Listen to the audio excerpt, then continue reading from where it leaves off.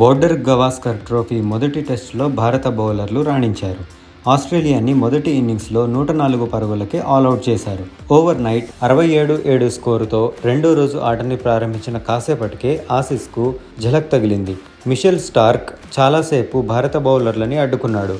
హేజిల్వుడ్తో కలిసి 10వ వికెట్కి విలువైన రన్స్ రాబట్టాడు. ఈ క్రమంలో లంచ్ బ్రేక్కి ముందు లాస్ట్ ఓవర్లో హర్షిత్ రాణా బౌలింగ్లో స్టార్క్ భారీ షాట్కు యత్నించాడు. అదే టైంలో రిషబ్ పంత్ అద్భుతమైన క్యాచ్తో అతను పెవిలియన్కు చేరాడు. ఆసీస్ ఇన్నింగ్స్లో అతడే టాప్ స్కోరర్ కావడం గమనార్హం. దీంతో భారత్కు 46 పరుగుల తొలి ఇన్నింగ్స్ ఆధిక్యం దక్కింది.